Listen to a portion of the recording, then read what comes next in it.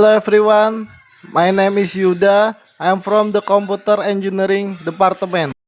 Okay, today we will learn configure PTP wireless in the MikroTik router. This is a picture of the network topology that we use to make it easy for use to configure the network. With the case study of the central and branch company. Okay, let's start the configuration on MikroTik for the central part first. The following are firewall filter rules in MikroTik to control data traffic between department or VLAN and restrict access to certain content. In this section, we will create a security profile for the Wi-Fi network on the MikroTik router using Winbox. In this section, we will configure the wireless interface on the MikroTik router to active a Wi-Fi access point. This is a crucial step in determining the identity of the wireless network we want creating.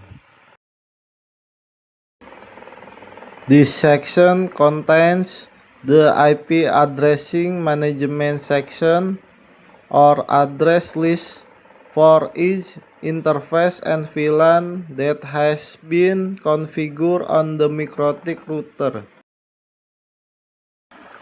At this step, we will configure additional static routing to connect the router to a specific network segment that has not been registered automatically.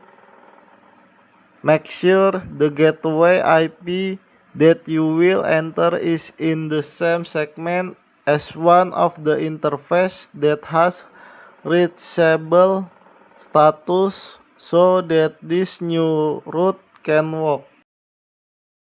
Connectivity testing or ping test via MikroTik terminal.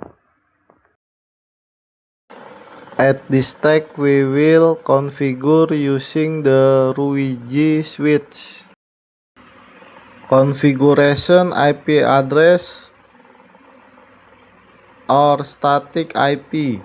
This is a client-side synchronization step.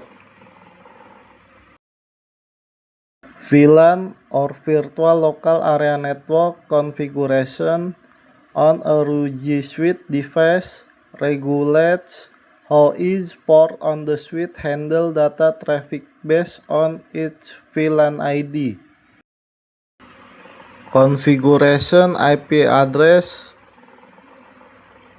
or static IP.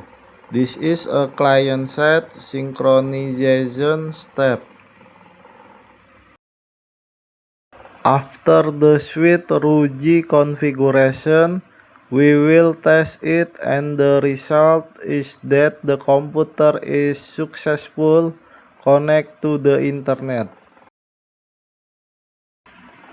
Okay, at this step we will configure the MikroTik router in the company branch section. Configure the first port Ether1, which has been given a special name, namely Ether1 strip radio. The bridge function as a virtual switch to combine multiple physical ports, such as Ethernet and VLAN, into a single network. Create a new bridge named Bridge 1 Strip Radio. Add VLAN 1 or Wi-Fi interface to the bridge named Bridge 1 Strip Radio. Add an IP address that is in the same segment as the radio device IP, so that the two can communicate with each other. Set the Wi-Fi setting in the wireless section. Wireless interface configuration to set how this router connect wirelessly. Change the interface name from Ether5 to Ether5 strip trunk. Trunk is typically used for ports that carry a lot of data or connect one router to another router or switch. VLAN or Virtual Local Area Network configuration. This is a technique for dividing one physical path into several separate logical paths. DNS setting. This is a crucial step to allow device connect to the router to access the internet using domain name and not just IP address. Configure the NAT firewall so that device on the local network or client can get internet access through the router. IP addressing stack on Etherstrip 5, trunk, and Etherstrip 6 and 7 for the IT and marketing division that we created previously. DHCP setup allow the router to automatically assign IP address to anyone connect to the network, eliminating the need to manually configure them on each laptop or phone.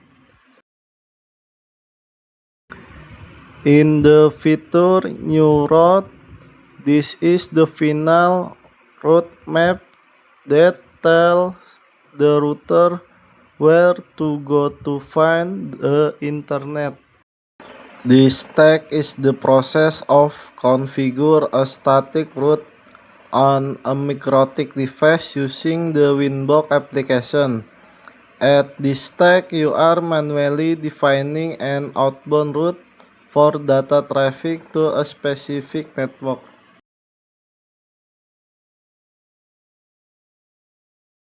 Test the connection using terminal to ensure that the route map or routing configuration we created earlier is working. Thank you very much. I hope useful. See you. Oke, mantap.